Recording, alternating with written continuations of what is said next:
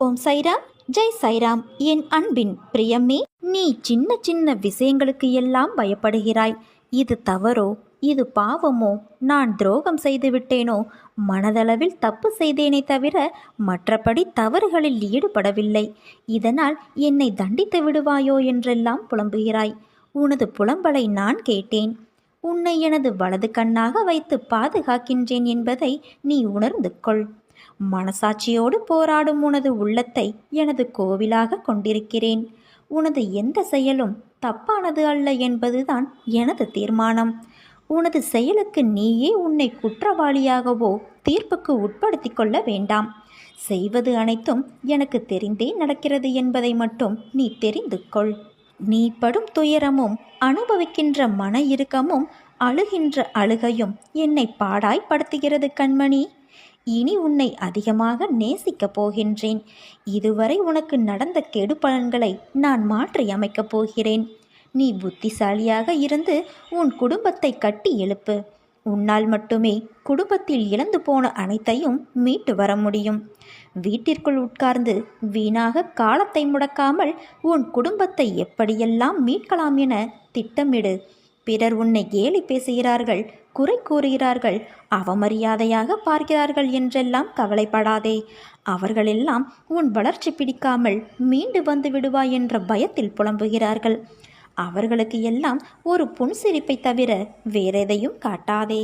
இழப்பிலிருந்து படிப்பை கற்றுக்கொள். எழுந்து கால் ஊன்றி நில். உன்னால் முடியும். உன்னால் மட்டுமே முடியும். நிச்சயமாக சறுக்கலிலிருந்து நீ மீண்டு சாதிக்கப் போகின்றாய் தங்கமே. உன்னை இழந்தவர்களும் கைவிட்டவர்களும் கடன் கொடுத்து சுரண்டியவர்களும் கதவை சாத்தி கொண்டு போனவர்களும் உன்னை பார்த்து பிரமிக்கப் போகிறார்கள்.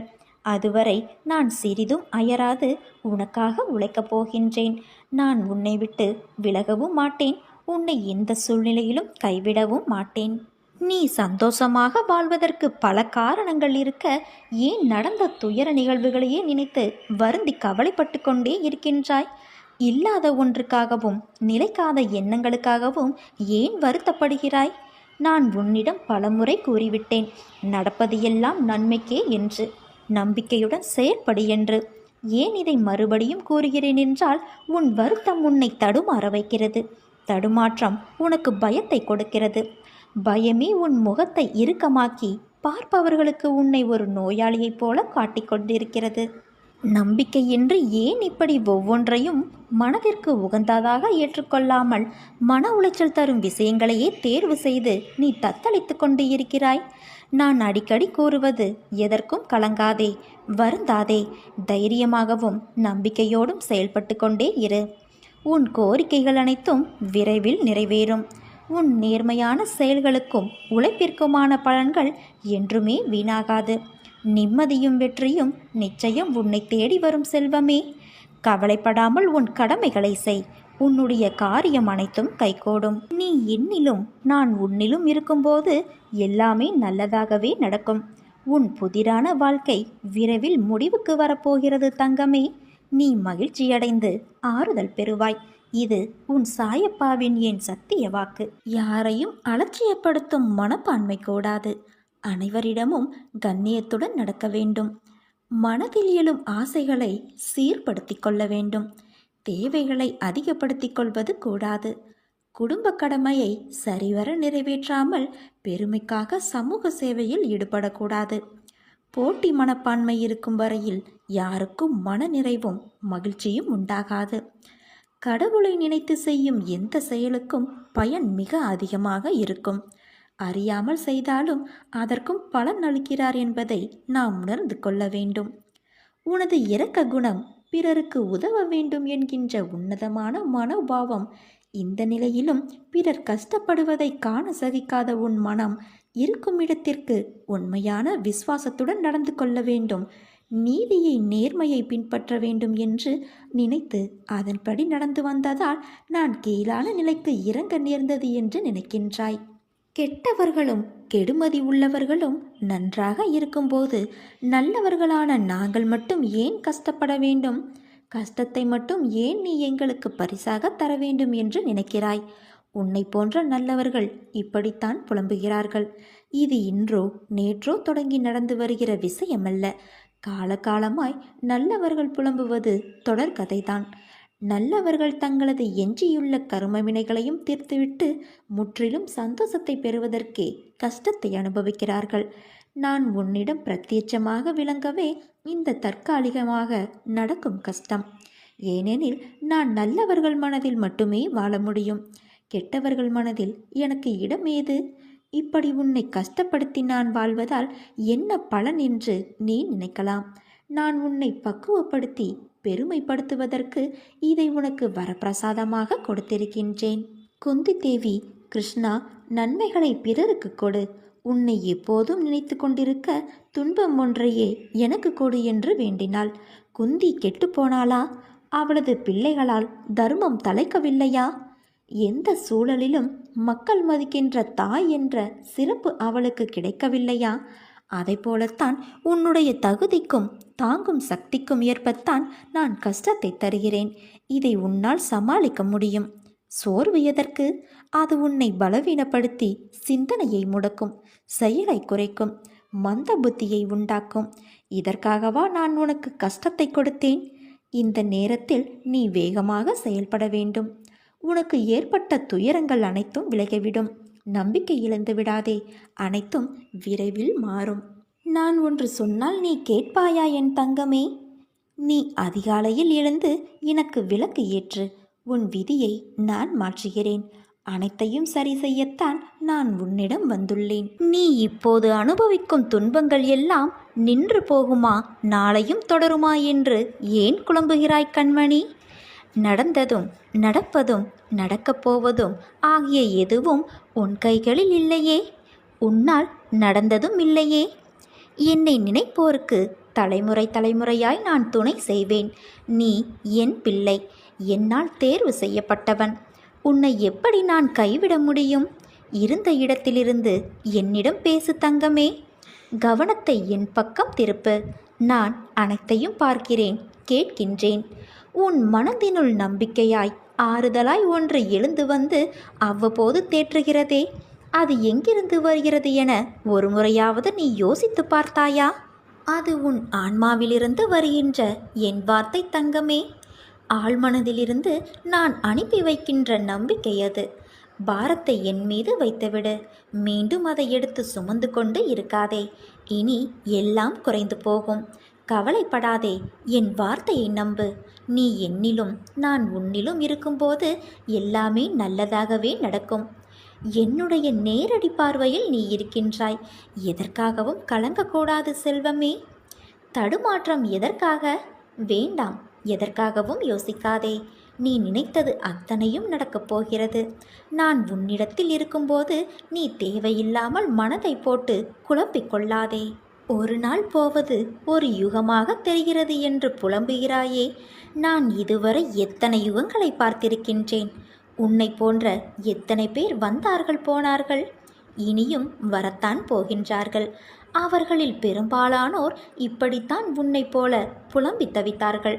சிலர் தற்கொலை செய்தார்கள், சிலர் எதிர்த்து போராடினார்கள். எல்லாம் ஒரு நாள் முடிந்து போனது. மறுமுறை அவர்கள் அதை வேறு ஒரு ஜென்மம் எடுத்து கழித்தார்கள். இனி வருபவர்களுக்கும் இதுதான் நிலை. நீ தோல்விகளையும் கஷ்டங்களையும் கண்டு ஓடி ஒளியாதே என் தங்கமே. தைரியமாக எதிர்த்து போராடு. இந்த ஜென்மத்தின் கடமைகள் அனைத்தையும் இந்த ஜென்மத்திலேயே முடித்துவிடு. அதற்காக எதிர்வரும் கஷ்டங்களை ஏற்று போராட மனதை பக்குவப்படுத்து. முடியாத போதெல்லாம் சாய்ராம் சாய்ராம் என்று மனதிற்குள் நான் பதியம் செய்து வைப்பேன். பயப்படாதே. நடப்பவையெல்லாம் என்னுடைய விருப்பப்படியே நடக்கிறது. எந்த நன்மைக்கும் தீமைக்கும் நீதான் காரணகர்த்தா என்று ஒருபோதும் நினைக்காதே. புதிய வழிகளை நான் உனக்கு உருவாக்கி தருவேன். அதிர்ஷ்டம் அழைக்கின்றது. உனக்கு ஒரு வாய்ப்பு தருகிறேன். அதை நன்றாக பயன்படுத்திக்கொள். இதை கேட்ட நொடியே உனக்கு வெற்றி நிச்சயம். உனக்குள் இருக்கும் கவலைகளை தூக்கி உனது தந்தையான இந்த சாய் மீது வைத்துவிடு. இருப்பதை வைத்து திருப்தியாக வாழ்வதற்கு பார். பிறரது ஆலோசனை உனக்கு ஒருபோதும் பலன் தராது. என் மீது நம்பிக்கை வைத்து வழிநடத்துமாறு வேண்டி முழு மனதோடு என்னை சரணடைந்துவிடு. உன்னுடைய பொறுப்பை நான் சுமப்பேன். உன் குடும்பத்தை தாங்குவேன். உன் கண்ணீரை என் விரல்கள் துடைப்பதை அப்போது நீ உணர்ந்து கொள்வாய். புதிய வழிகளை நான் உனக்கு உருவாக்கித் தருவேன் என் தங்கமே. நீயாக எந்த சிக்கலிலும் மாட்டிக்கொள்ளாதே. உன் வாழ்க்கை சுமையாக இல்லாமல் இருக்க நீ சிலரை மறந்துவிடு, சிலரை மன்னித்து விடு, சிலரை கடந்து விடு. யாரையும் தூக்கி சுமக்காதே. என்றும் சோகமே வாழ்க்கையாகாது. அதுபோல என்றும் சுகமாகவே வாழ்ந்துவிடவும் முடியாது. சிமிட்டும் இமைகள் ஒரு நொடி இருட்டினால்தான் நம்மால் பல நொடிகள் வெளிச்சத்தில் வாழ முடியும். 1000 முறை சிந்தித்துப்பார், ஒரு முறை முடிவெடு. அறிவை பெருக்குவதில் பேராசைக்காரனாயிரு. முன்னேற துடிப்பதில் ஆர்வமாயிரு. முயற்சி செய்வதில் பிடிவாதக்காரனாயிரு. கர்வம் கொள்வதில் கஞ்சனாக இரு. கவலை கொள்வதில் சோம்பேறியாக இரு. கோபம் கொள்வதில் கருமையாக இரு. கொஞ்சி பேசுவதில் வள்ளலாக இரு. எதிர்ப்பை வெல்வதில் முரடனாயிரு. கேட்பவையெல்லாம் கிடைத்துவிட்டால் வாழ்க்கையில் ரசனை இருக்காது. கிடைத்தவையெல்லாம் நிலைத்துவிட்டால் கேட்பதற்கு எதுவுமே இருக்காது. ஒன்று நடப்பதை புரிந்தவனாக இருக்க வேண்டும், இல்லையென்றால் புரிந்து கொள்பவனாக இருக்க வேண்டும்.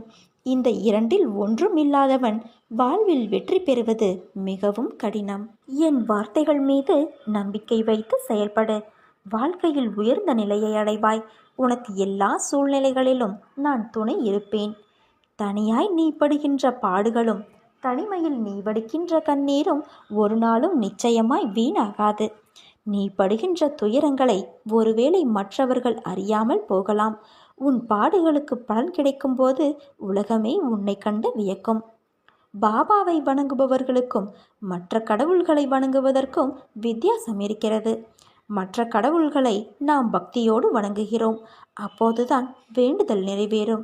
பாபாவை மட்டும் பாசத்தோடு நினைத்தாலே போதும், நம் கோரிக்கைகள் அனைத்தும் நிறைவேறும். ஒரு ஆரம்பம் இருந்தால் ஒரு முடிவு உண்டு. பிறப்பு உறுதி செய்யப்பட்டால் இறப்பு உறுதி. இதுபோல நமக்கு கிடைத்த இந்த மானிட பிறவியை மகிழ்ச்சியோடும் பொறுமையோடும் வாழ வேண்டும். நாம் செய்கின்ற செயல்கள் நாளை சரித்திரம் படைக்க வேண்டும். எந்த ஒரு காரியத்தையும் தொடங்கும் முன் என்னை நினைத்து தொடங்கு. என் நாமத்தை உச்சரி. அதை நான் சுமூகமாக முடித்து வைப்பேன். இந்த மானிட படைப்புகள் அனைத்தும் அற்புதமானவை. கலங்காதே. நீ பட்ட வேதனை, அவமானம், மனக்கசப்பு, வறுமை, கடன் தொல்லை அனைத்தும் ஒரு முடிவுக்கு வரும். அனைத்தையும் நான் பார்த்து கொண்டுதான் இருக்கின்றேன். நீ செய்த பாவங்கள், தவறுகள் அனைத்தும் இன்றோடு ஓடி ஒளிந்து விட்டது. தொட்டதெல்லாம் பொன்னாகும் நேரம் இது. ஒரு நாளும் கலங்காதே. உன் அப்பா சாயப்பா நான் இருக்கிறேன். உனக்கான நாட்களை நீ எண்ணிக்கொண்டே இரு என் தங்கமே. நீ அடுத்தவனுக்கு உதவி செய்யும் நேரம் வந்துவிட்டது. பிரிந்து சென்றவர் கூடும் நேரம் இது. உன் உதவி நாடி பலர் வரும் நேரம்.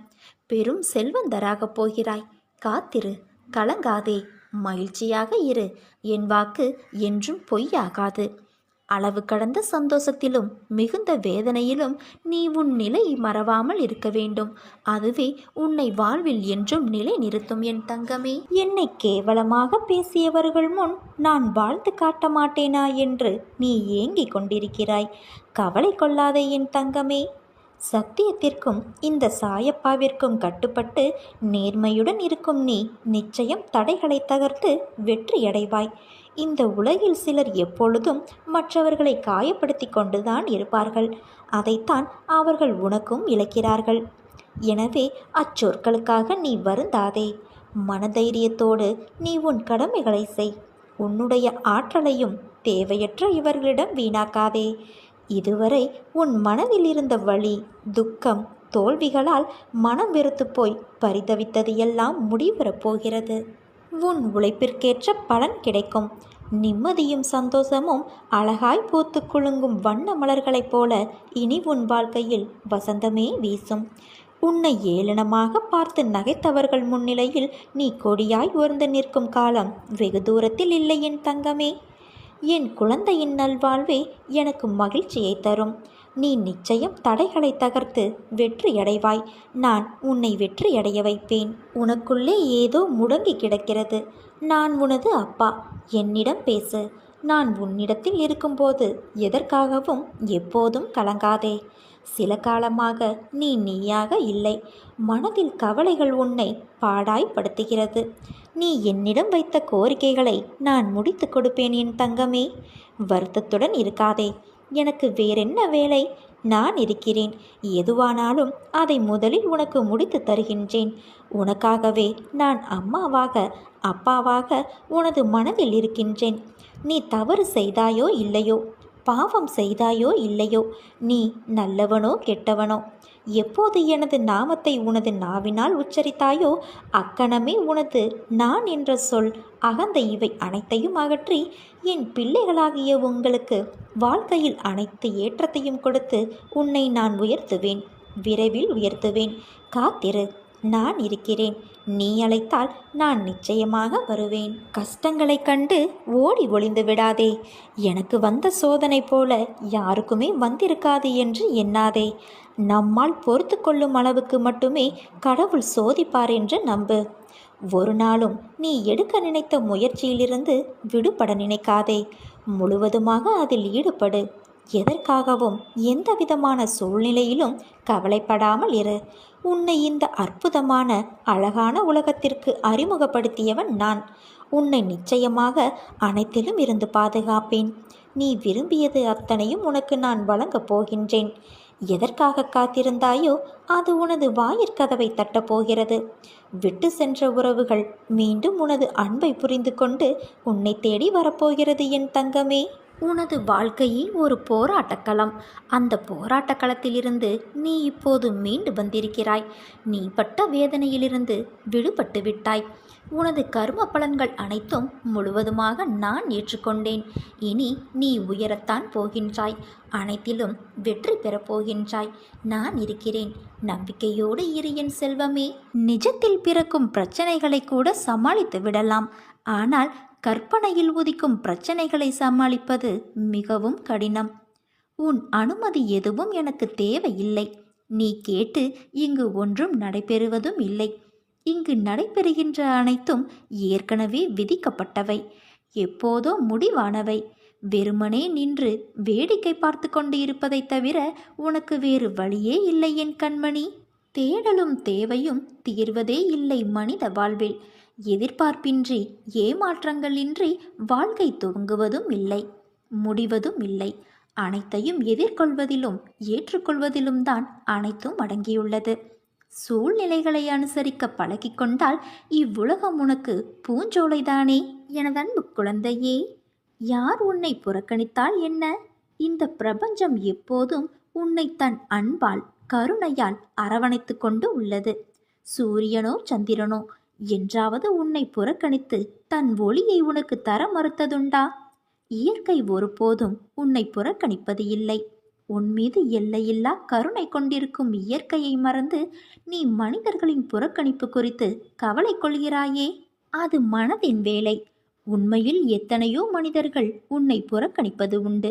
எத்தனையோ மனிதர்களை நீயும் புறக்கணிக்கின்றாய். எல்லா புறக்கணிப்புகளும் உனக்கு வலியை தருவதில்லை. சில மனிதர்களை மனம் கூழாங்கற்களாக நினைக்கின்றது. சில மனிதர்களை மனம் விலையுயர்ந்த வைரம் போல மிக உயர்வாக நினைக்கிறது. அவர்களின் அன்பிற்கும் அங்கீகாரத்திற்கும் ஏங்குகிறது.